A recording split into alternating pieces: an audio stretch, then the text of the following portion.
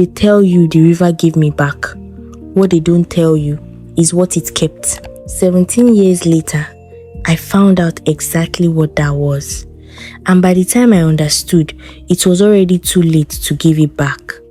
My name is Tolani. For 17 years, everyone in Ilesa believed I was just a river orphan. Mama Udara took pity on. Even I believed that. Almost. Prince Dayo was the only royal who ever walked among us without armor. Everyone said it was because he had a good heart. Nobody asked why a prince would need to prove that so often. He told me he loved me by the well behind Mama Odara's compound. I told him I loved him too. Both of us were telling the truth. Neither of us was telling the whole truth. Everyone assumed Lady Ishoma hated me because of Dayo. They were wrong. She wasn't watching him. She was watching me. Take this upriver, she told him. Find where it started. I need to know if the current ever changes its mind. Nobody in the village knew Isioma had sent anyone anywhere. Nobody knew to be afraid yet. I certainly didn't. That night, Mama Odara asked me something she had never asked before. Tolani, when you dream, do you dream of a mother's face or of water? I told her I never dreamed at all. That was the first lie I ever told her on purpose. It would not be the last. She looked at me the way you look at something you've been protecting so long you've forgotten if you're protecting it from the world or protecting the world from it. Meanwhile, inside the palace, the king was told that a bead had been found, a specific bead, one that was supposed to have been destroyed 17 years ago at the bottom of the Osun River, because that bead was never just a bead. It was a seal, and seals, once broken, cannot simply be reforged. He gave an order that night that would reach my village before sunrise. Not for Dayo, not for Ishoma, for me. They didn't come with fire, like you'd expect. They came with banners, polite, official, almost gentle. That was the part that frightened Mama Odara the most. Whatever they ask you, she said, you tell them you remember nothing. Not the river, not the bead, not even your own dreams. Do you understand me, Tolani? But I didn't feel afraid. I felt something closer to recognition. Like I had been waiting my whole life for someone to finally come and ask me the right question. They expected me to cry, to beg, to ask where they were taking me. I did none of those things. I already knew. The moment I saw the mark above the gate, something in my chest recognized it before my mind did. That should have frightened me. It didn't. The servants looked at me strangely, not like I was a prisoner, like I was something they'd been told stories about and never believed they'd actually see. The king didn't ask my name. He already knew it. What he asked instead was, do you still have dreams of water, child, or have they stopped? I told him the same lie I told Mama Odara. He smiled like a man who'd expected exactly that answer and was disappointed to receive it anyway. Then he showed me the box, empty, waiting, and he asked me if I knew what used to sit inside it. My hand moved before I told it to. Just slightly, just enough, and I watched the king see it happen. 17 years, he said quietly, and the river finally sends it back grown. I did not understand what he meant, not yet. I didn't know Isioma was watching from the doorway. I didn't know she'd been waiting for this exact moment for far longer than I had been alive. She went somewhere I would only understand the meaning of much later to the one part of the palace the family never spoke about. Whatever was behind that door, she wanted to reach it before anyone else in that palace remembered it existed, before I did.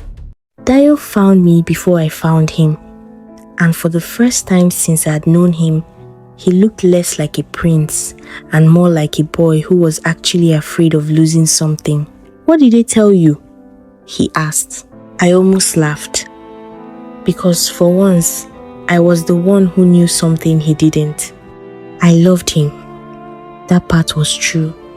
But I was starting to notice things about him I hadn't let myself notice before. Small things. The way even his panic looked practiced. Before I could ask Dayo anything else, an advisor rushed in with news that emptied the color from the king's face.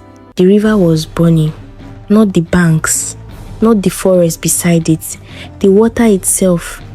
And for the first time since the riders came for me, I finally understood what Mama Odara had been so afraid of all along. It wasn't the palace. It was what would happen once the palace remembered what I was. Isioma had been trying to open that door since she was 12 years old. She just never told anyone she'd finally figured out how. Whatever was behind it didn't rush out. It waited, like it had been expecting company for a very long time. None of us understood how water could burn. But Mama Odara had always said the river kept things it was owed. Maybe this was it collecting. The king stopped being careful with his words.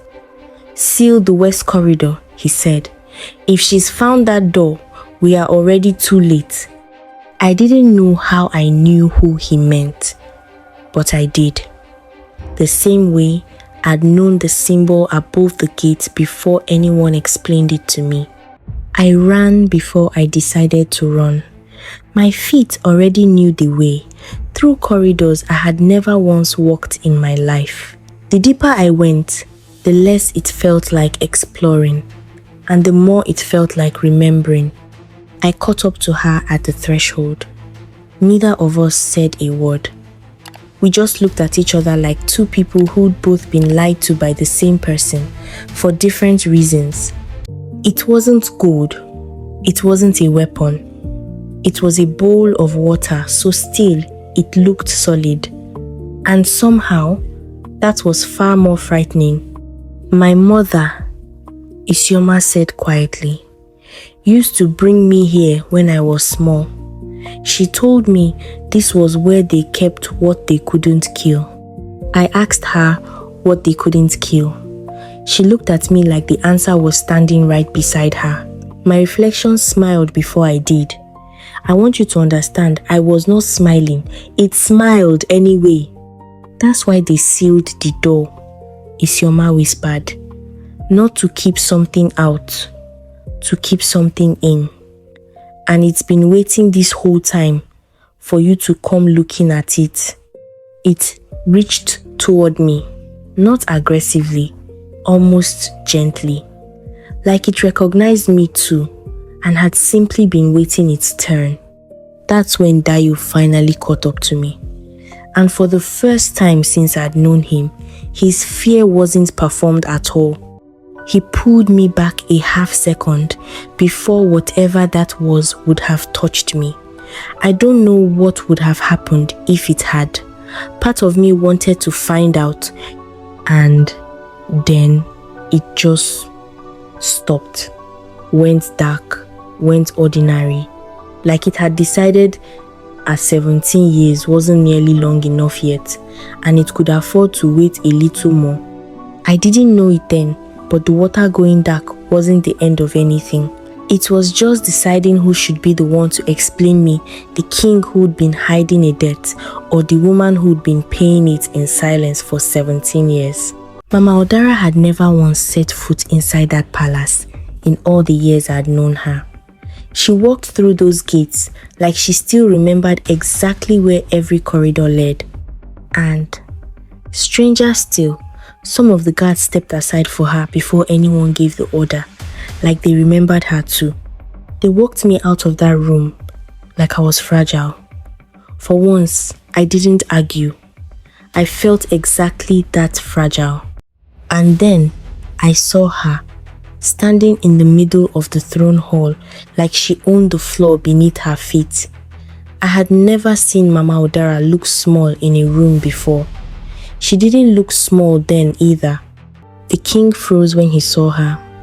Not with fear exactly. With the look of a man seeing a death he thought he'd buried, standing very much alive in front of him. "You were told never to bring her here," Mama Udara said. Not a question. An accusation 17 years in the making. "I didn't bring her," the king said quietly. "The river did.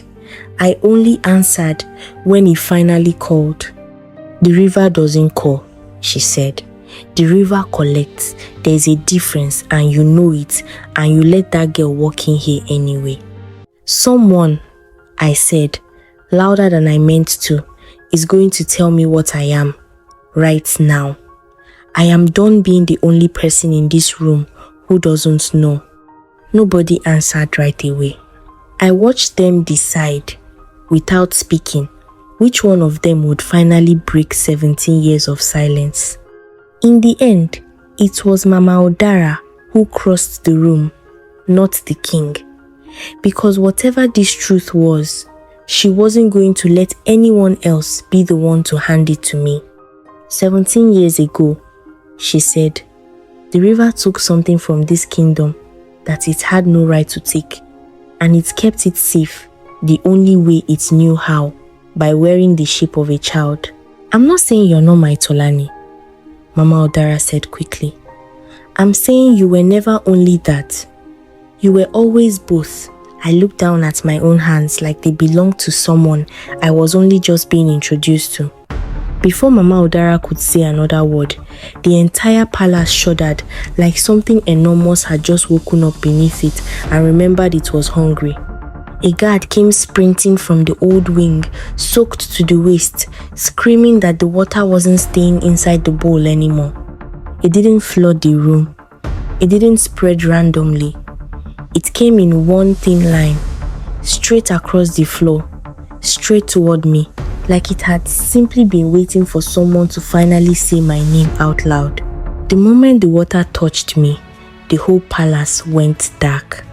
Not because anything attacked us, because something finally recognized me, and recognition, it turns out, is louder than any scream. Only Mama Udara saw my eyes change, and only she understood, in that instant, that the story she'd been telling herself for 17 years was about to end. As quickly as it came, it left.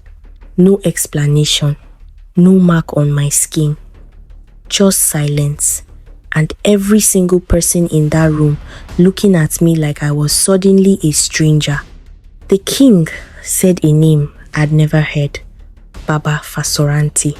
He said it like a man calling for a doctor, or a priest, or possibly both. I had never seen Mama Udara afraid of a person before.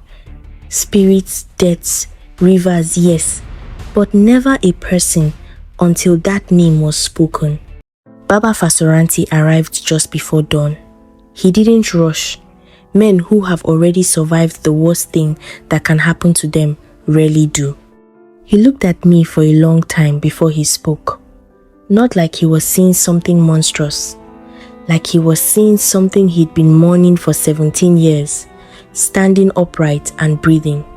"Sit," he told me. "It is time someone finally told you the truth, and told it correctly, not the version that protects the guilty. 17 years ago, the queen gave birth to twin daughters, not one child, two. And that single fact is the piece of this story everyone has been hiding from you since the day you were born. Because a prophecy said only one of the sisters could survive to inherit the crown without destroying the kingdom. And someone in that room had to decide which child got to keep her name. Mama Udara didn't steal a river orphan 17 years ago. She carried a princess to that water herself and asked the river to hide her in plain sight, disguised as nothing at all. The river didn't take me. It hid me. There's a difference. and it's a difference that changes everything you think you know about this story so far. Then who? I asked. Is my sister. Baba Fasoranti didn't answer right away. He looked instead at the king, and the king looked at the floor. The floor seemed to move beneath me. Isioma wasn't jealous of Dayo. She was never even competing with me over him. She'd been circling the truth about us her entire life. I don't know how long Isioma had been standing in that doorway. Long enough. Her face told me she already half believed it before Baba Fasoranti said it out loud. I used to dream about what I had never seen, Isioma said quietly. I thought I was losing my mind. I never once thought it was because I was dreaming about you. For the first time since this all began, I understood something with total clarity. The story was never about a lost princess and a jealous rival. It was about two sisters the kingdom had spent 17 years keeping apart on purpose. I thought discovering my sister was the end of the secrets that Rome had been keeping from us. I was wrong. Baba Fasoranti still hadn't told us the price of finding each other. I thought finding out I had a sister was the worst thing that Rome had left to tell me. I was wrong. Baba Fasoranti hadn't finished. The river did not hide two children out of kindness, he said. It hid two children because a debt this size could never be paid by only one. What debt? Isioma asked. Her voice was steadier than mine would have been. I was starting to understand that steadiness was simply how she survived things. The king finally told the story the way it should have been told from the beginning without softening a single part of it. 3 generations ago, a king before him made a promise to that river to save this kingdom from a drought that was killing his people. In exchange for rain, he swore the royal bloodline would owe the river something it never specified, only that one day it would collect.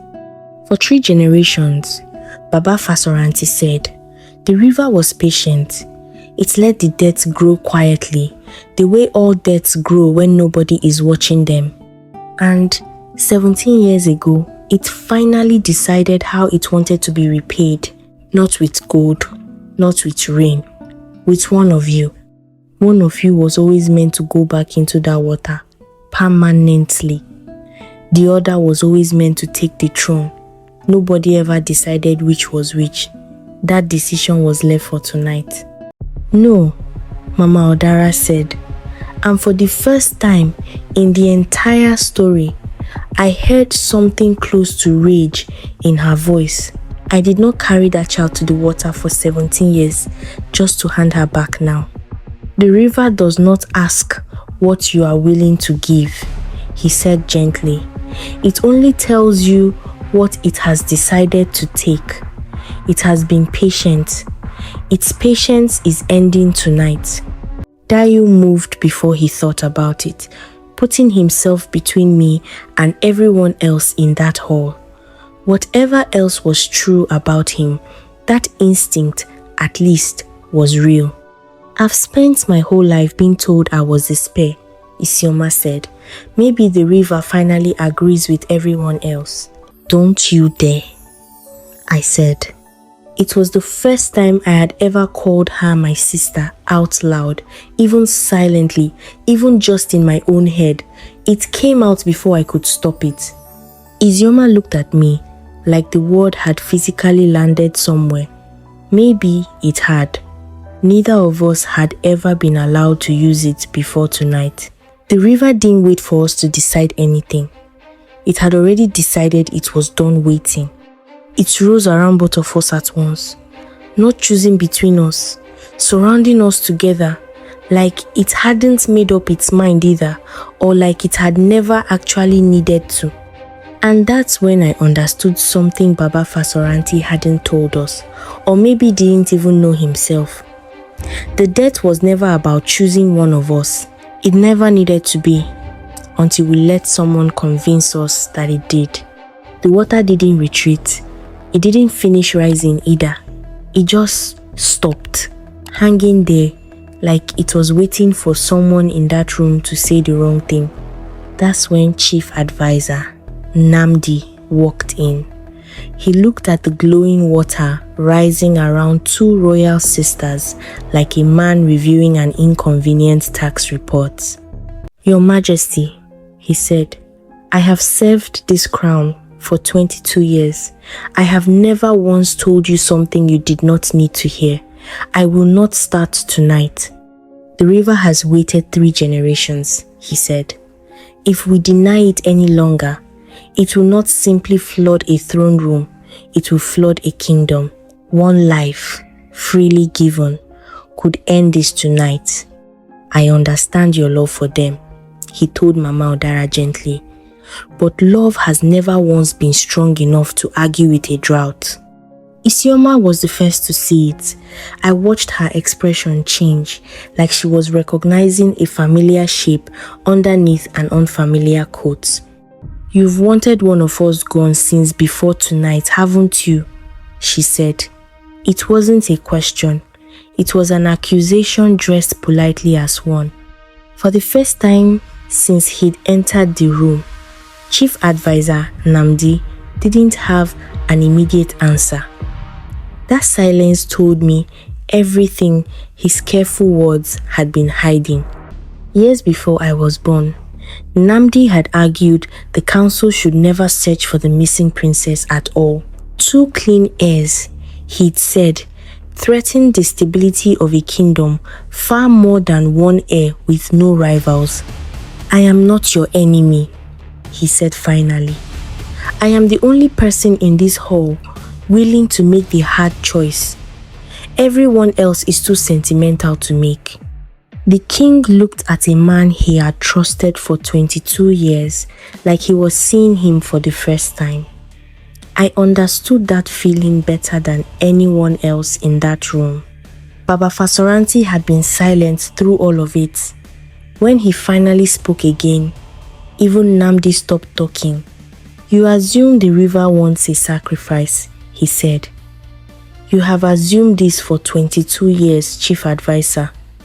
You have never once asked it what it actually wants." And the moment he said it, the water listened. It pulled back from us, slow and deliberate, like it was agreeing with him out loud in the only language it had. It didn't want either of us dead. It never had. I felt something in my chest loosen for the first time since the riders came for me. But I also watched Chief Advisor Nnamdi's face while the water retreated. And what I saw there wasn't relief. It was recalculation.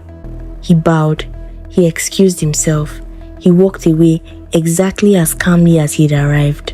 But I saw the letter hidden in his sleeve before he left. And I understood the danger in that palace was never the water at all. It had just been standing in the room with us the entire time, wearing very fine robes. I told myself I would sleep on it, figure out what to do in the morning. But some truths don't let you wait until morning they pull you out of bed while everyone else in the palace is still pretending to be safe. Nobody in that palace slept well that night. I know, because I spent most of it listening to every door that opened down the hall, waiting to hear which one belonged to Chief Advisor Nnamdi. I told myself I was only going to look. I have never once been a very convincing liar, especially not to myself.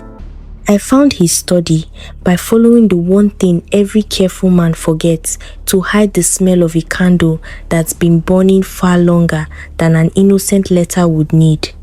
The room was empty. Too organized to belong to a man who'd spent the evening rewriting a kingdom's fate in his head. And then I saw it. Not the royal seal, something else.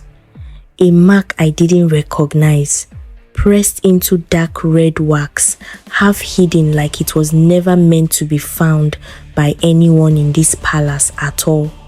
I told myself I would only look. Then I read the first line and I stopped being able to stop. It wasn't addressed to anyone inside the palace. It was addressed to someone in a neighboring kingdom. Someone Namdi had apparently been writing to for years. He wasn't trying to protect this kingdom from the river at all. He was trying to weaken it enough that another kingdom's army would have an easy reason to walk in and finish the job. "You're a terrible liar," Isioma said from the doorway. "You told the guard you couldn't sleep. You forgot guards talk to each other." I handed her the letter without a word. I watched my sister's face do the same thing mine had probably done a moment earlier. "He's not just betraying the crown," Isioma whispered. "He's timed it. Whatever he's planning it for the same night the river finally decides what to do with us."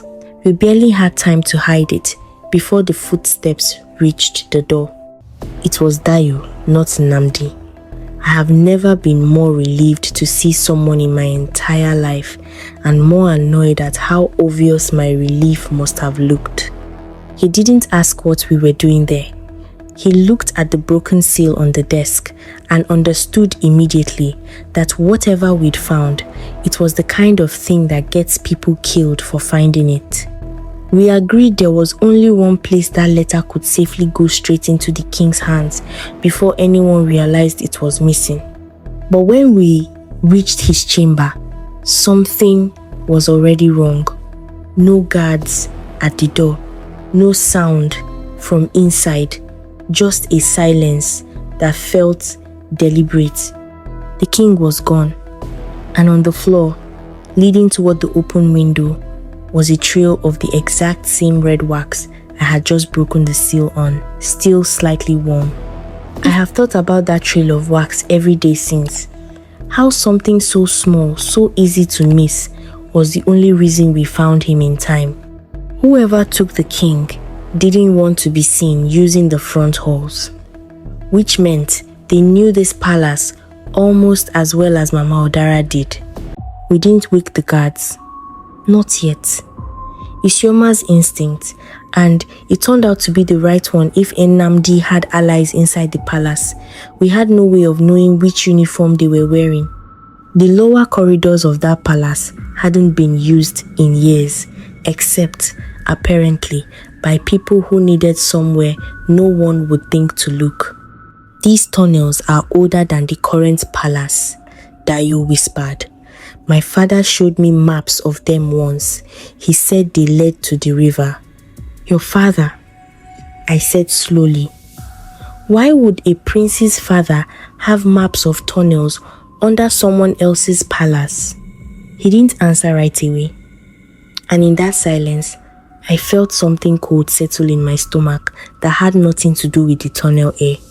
"Your father isn't from this kingdom at all, is he?" Isioma said quietly. It wasn't really a question. Isioma had stopped asking questions she already knew the answers to. "My father is Duke Ekundayo of Uwamiri," he said finally. "I was sent here as a boy to be raised close to the throne. I was told it was an honor. The letter, Namdi's letter, addressed to a kingdom I didn't recognize. I hadn't recognized it because I'd never heard its name spoken by anyone but Dayo, just now, for the first time." "Whatever you're thinking," Dayo said quickly. "I promise you, I did not know. I wanted so badly to believe him. I still do. I just couldn't afford to.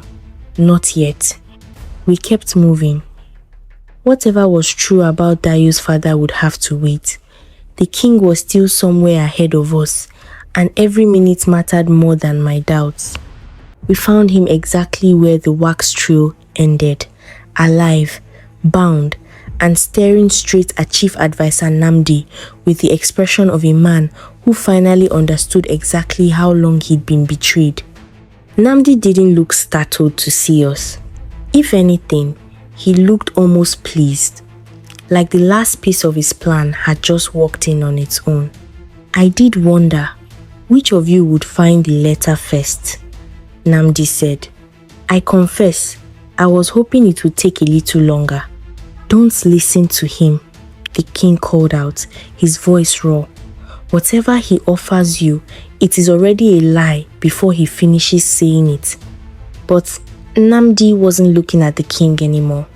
He wasn't even looking at me or Isioma. He was looking at Dayo, like he'd been waiting his entire plan for this exact moment to speak to him directly. Whatever Namdi was about to say to Dayo, I understood one thing already.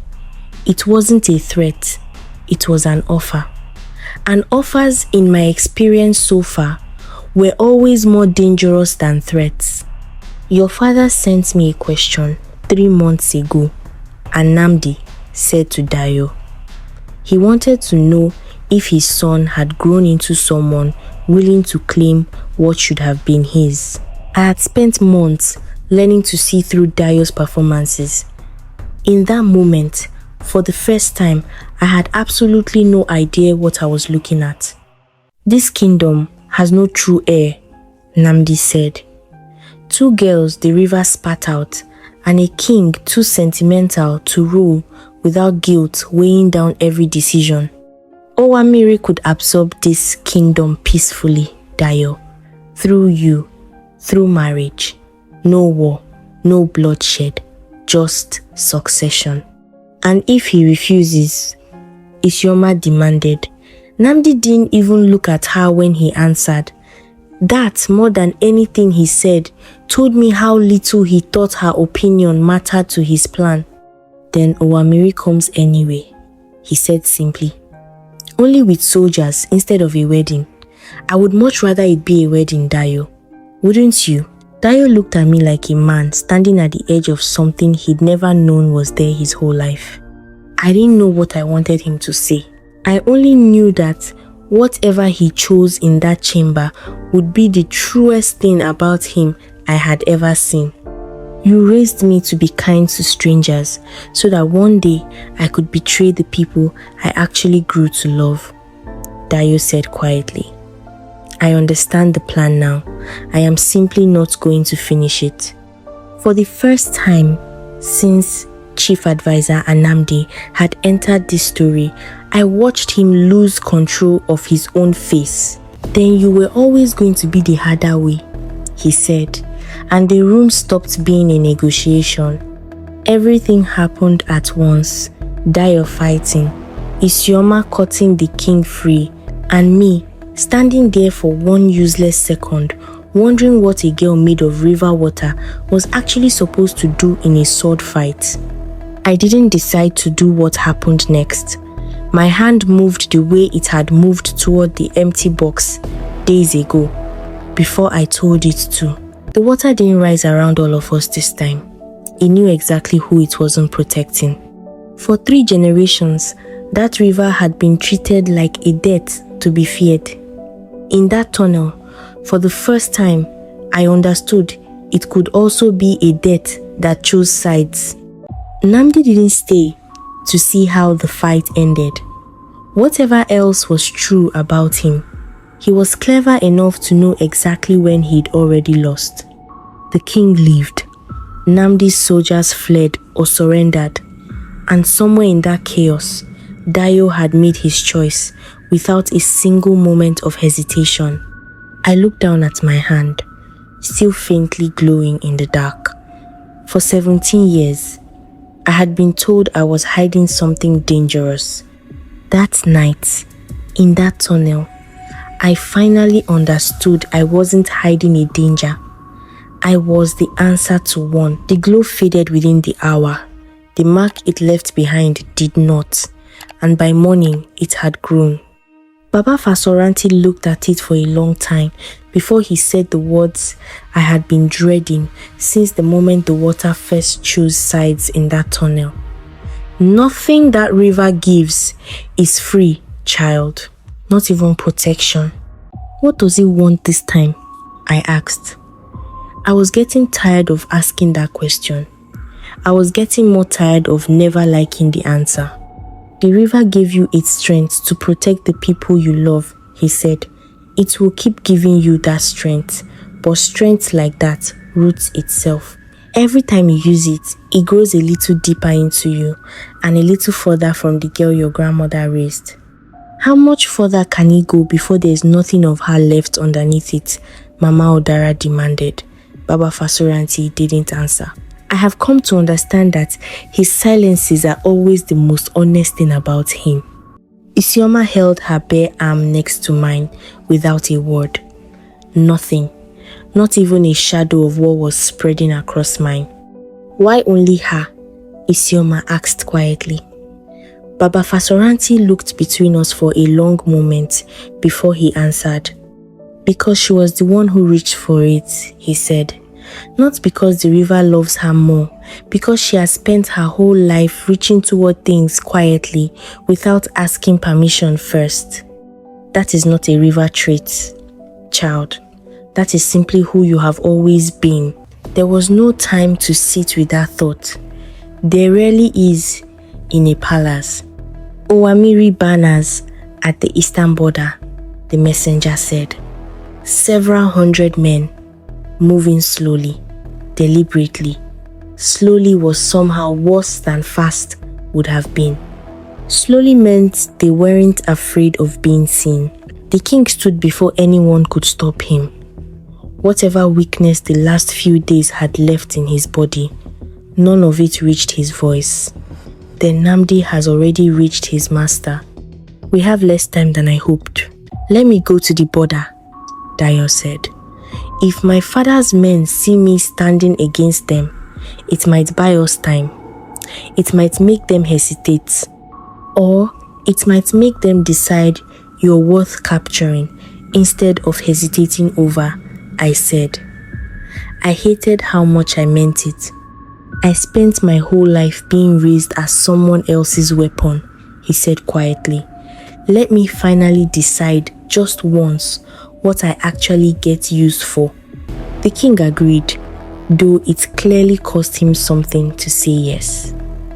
We gathered around an old war map that hadn't been unrolled in a generation. If Owamiri crosses here, Isioma said, tapping the river's winding path on the map, they have to cross the water first, and the water already knows exactly whose side it's on. Every face at that table turned toward me at the same moment. I understood all at once that whatever the river was slowly turning me into, it hadn't finished deciding what it needed me for yet, and an army was already marching toward the answer. I thought the hardest part would be figuring out what the river wanted from me. I was wrong again. The hardest part was about to arrive wearing the same warm eyes as the boy I loved. I had never seen an army before. I had imagined noise.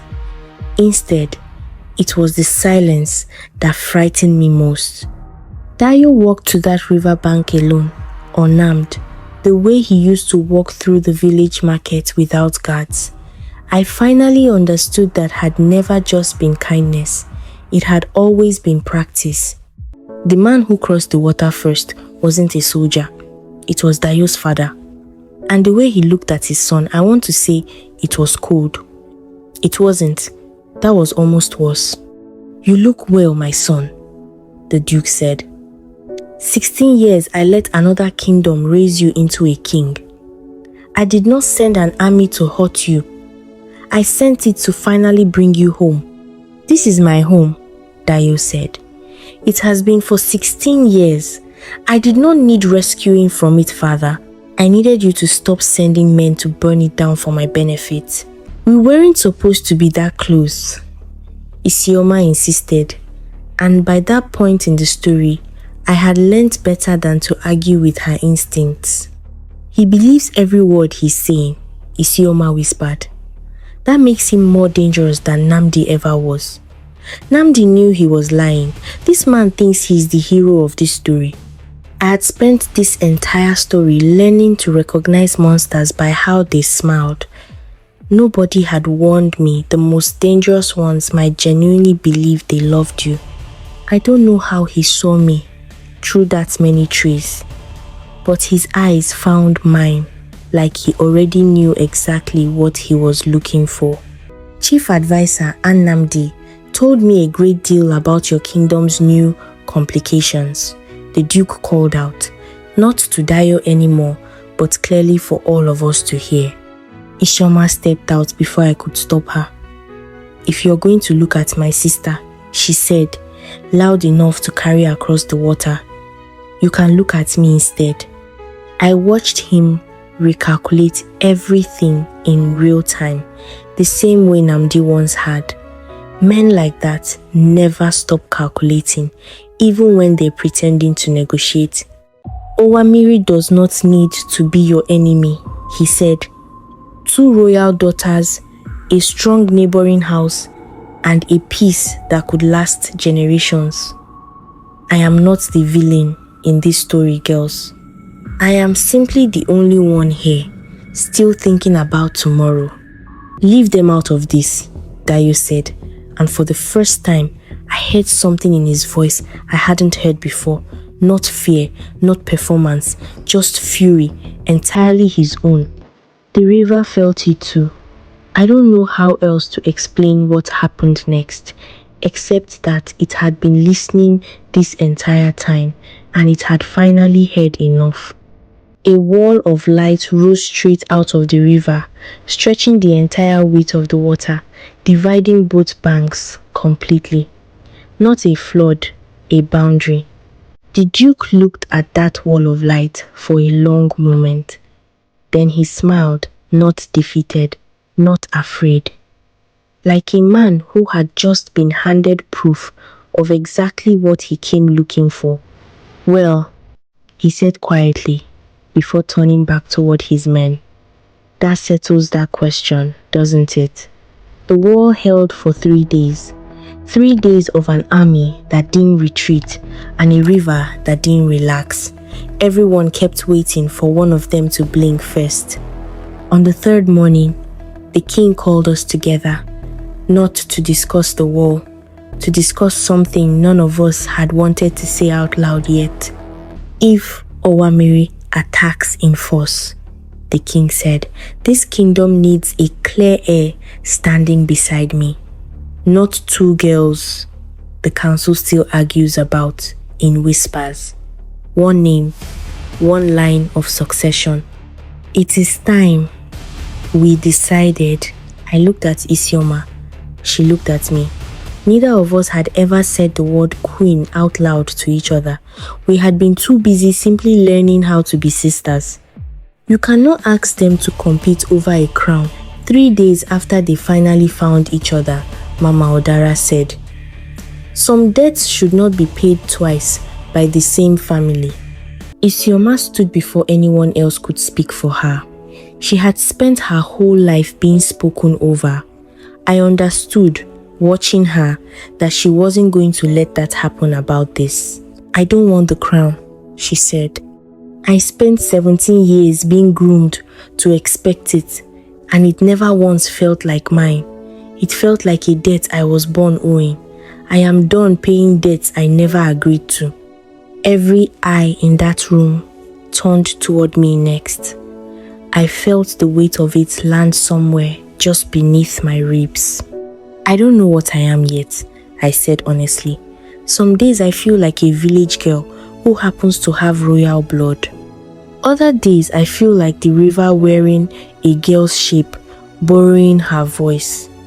I don't think I should be crowned anything until I know which one of those is actually true.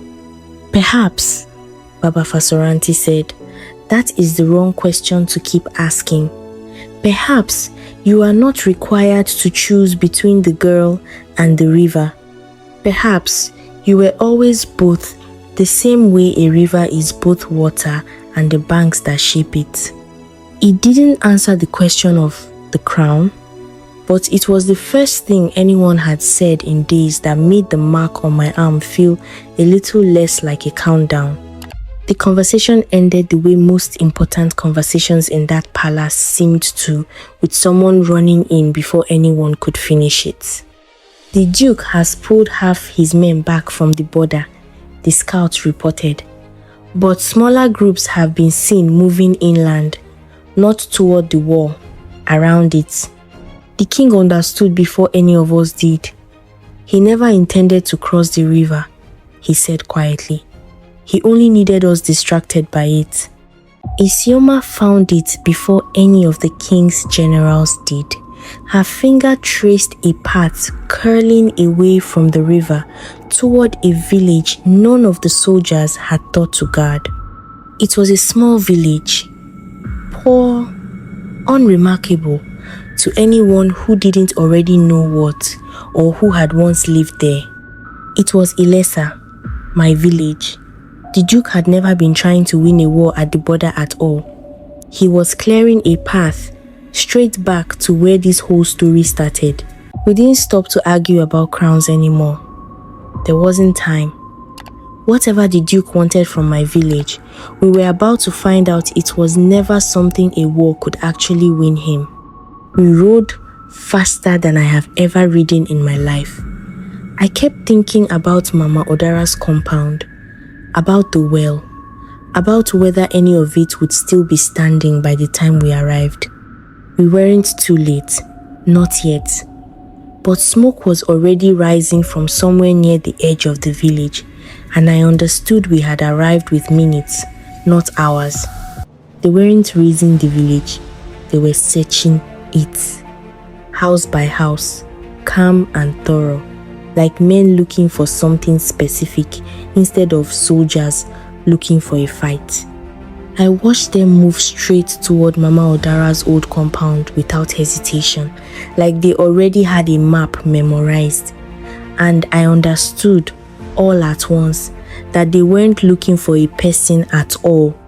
They are looking for the river's original hiding place, Isioma whispered. The exact spot where you were left 17 years ago. My father must know it holds something. I had lived in that compound my entire life. I had never once known there was a hidden space beneath our hearth. Whatever they pulled from that space, they handled it like it might shatter or explode. Possibly both. Dio didn't wait to find out what it was. He moved, and we moved with him before they could carry it back across the border. I got my hands on it in the middle of the fighting, more by luck than skill. The moment my fingers closed around it, I felt something recognize me from underneath the wrapping. Inside the wrapping was a second pendant, identical to the one Mama Odara once described giving me, except this one was carved with two faces pressed together instead of one. There were two, Isioma whispered. She only ever gave you one. This one was always meant to come to me. Except somehow, it ended up hidden here instead of with me. Mama Odara arrived just in time to see what we'd found. I had never seen her look genuinely frightened before that moment. Not once in the entire story. I hid that pendant here, the same night I hid you in the river, she said quietly. I told myself it was to protect Isioma from ever being found. The truth is simpler and worse than that. I was afraid of what would happen if the two of you were ever reunited wearing them both. What happens? I asked slowly. If we are. Mama Odara didn't answer with words. She simply looked at the two pendants and then at the two of us, like the answer was something she'd spent 17 years hoping never to find out. Neither of us decided out loud to try it. We simply reached the same conclusion at the exact same moment, the way sisters apparently do. The moment the two halves touched, the entire compound went completely silent, not just quiet, silent, the way the world goes silent right before something enormous decides to happen. And for the first time since any of this began, I understood that everything up to this moment, the river, the death, the sisters, the Duke, all of it had simply been the story getting ready to ask its real question. And that question had just been answered whether we were ready for it or not. The compound disappeared around us, not violently, gently, the way a room disappears when you finally fall asleep after staying awake far too long. We weren't in the compound anymore. We were somewhere the pendant had been waiting 17 years to show us. The woman in the vision was younger than I expected. Younger and far more frightened. "I know what they've decided," she whispered to the river. "I know the prophecy says only one of my daughters can be allowed to live free of this death. I am not going to let you choose which one of my children gets to keep her whole life." Isioma's fingers tightened around mine. Neither of us needed to say it out loud. We were looking at our mother. She didn't give birth in a palace bed, surrounded by healers. She gave birth on that riverbank, in secret, with only Mama Odara beside her, because she trusted the water more than she trusted her own court. "Take the debt from both of them," she said to the water. "Not from one daughter, from me. Let it be my body that pays what the crown owes, and let my daughters grow up owing nothing at all." The river didn't answer in words. It simply rose around her instead of us. I understood, watching it happen, exactly what that meant. "One of you will grow up in the palace, protected but watched," she told them, though neither of us could hear her then. "One of you will grow up hidden, free but alone. I could not choose between safety and freedom for you. So I am giving you both and paying for it myself." She didn't drown. I want to be very clear about that, because for one terrible second, watching, I thought that was what I was about to witness. She simply became part of what the water already was. The debt was paid that night. Not by a sacrifice the way Chief Advisor Namdi imagined it, a life ended to satisfy an old bargain. Something stranger. Something that felt, even in the vision, less like a debt and more like a promise kept. The vision started to fade. I didn't want it to. For the first time in this entire story, I finally understood exactly what I was and exactly why. Just before the vision ended completely, she looked directly at us, not at the memory of us, at us, standing there in that compound, 17 years later, holding the pendant that finally let her reach us. I couldn't hear what she said. I didn't need to. I have never in my life needed less explanation for 3 words shaped by someone's mouth. We came back to ourselves at the same moment, both gasping like we'd been underwater the entire time. Maybe in a way we had been. "You saw her," Mama Odara said. It wasn't a question. Her voice cracked on the words in a way I had never once heard it crack before. We barely had a moment to hold what we just learnt before the world outside that compound reminded us it hadn't stopped moving while we were gone. The Duke's men were regrouping, and now, finally, I understood exactly what he'd been trying to dig up out of the ground this entire time.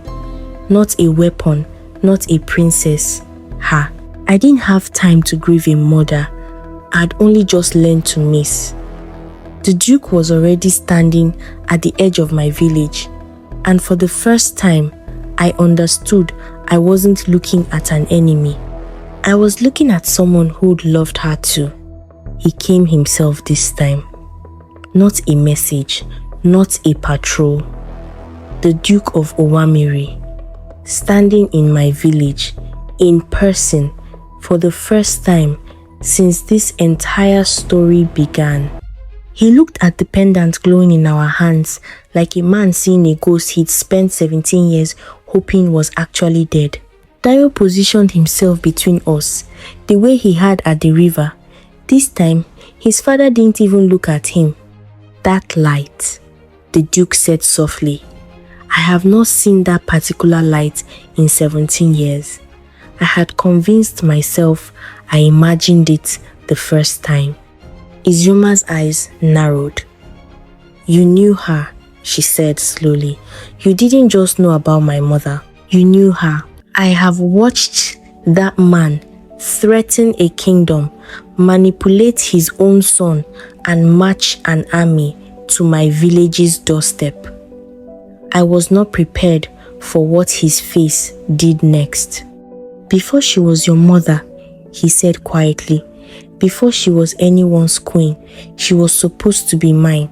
Our fathers arranged it when we were children. I loved her the way you only love someone once, before you learn how much it can cost you. And when the neighboring king offered a better alliance, Mama Odara said sharply, you let your father trade her away without a single word of protest. Do not sit in my village and call that love, Duke. He didn't argue with her. I think in 17 years, that might have been the first time anyone had said it to his face, and the first time he didn't have a clever answer ready. I told myself for years that I let her go because it was best for both kingdoms, he said. The truth is simpler and far more shameful. I let her go because I was afraid of what loving her honestly might cost me. I have spent 17 years turning that fear into ambition instead. It was easier to want a crown than to admit I had once been too much of a coward to fight for a person. I watched something shift in Dayo's face. Not forgiveness, not yet. Something closer to recognizing for the first time that the man who raised him was also just someone who had been broken a long time before Dayo was ever born. She chose the river over both kingdoms, I told him. Not Owamiri, not here. She chose to become something else entirely, so that neither of her daughters would have to owe anyone anything. I don't think that leaves much room in this story for a crown you still want, Duke. He didn't answer right away. When he finally spoke, his voice had lost every trace of the calm authority he'd carried since the riverbank negotiation. Stand down, he told his men. Whatever I came here believing I could still win, I understand now that I lost it 17 years ago on a night I wasn't even brave enough to attend. I have never watched an army stand down before. I did not expect it to happen because of a broken heart instead of a broken sword. But Chief Advisor Namdi had other plans. He stepped out from among the retreating soldiers, and for the first time, I saw genuine desperation on his face instead of calm.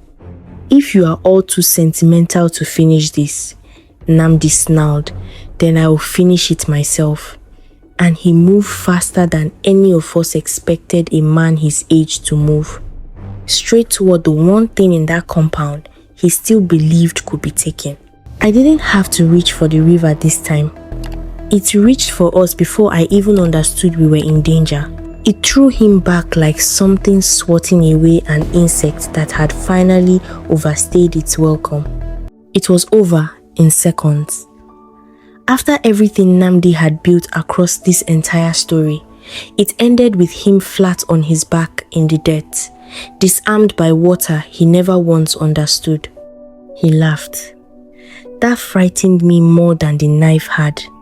Men who lose everything and still find something to laugh about are usually holding one more card nobody's seen yet.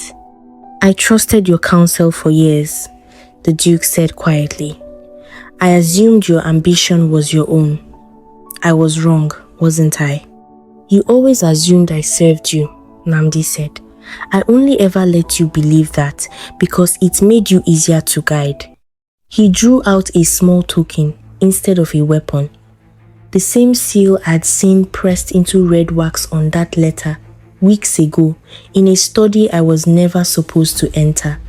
I had never seen Baba Fasuranti afraid of anything. Not the river, not the death, not even death. The way he spoke about his own life so lightly, he was afraid of that token. "Where did you get that?" Baba Fasoranti demanded. Not curious, urgent, in a way that made the whole compound go quiet. "You know exactly what this is, old man," Namdi said. "You've simply spent your whole life pretending your river was the only power still watching this land." Subscribe to Moonlight Tales by Joy. And don't forget to comment your thoughts, like this video, and share it with someone who loves a good twist. Stay tuned for the next episode, with new episodes every Monday, Wednesday, Friday, and Sunday. Until next time, thank you for watching. And remember, the story is just beginning.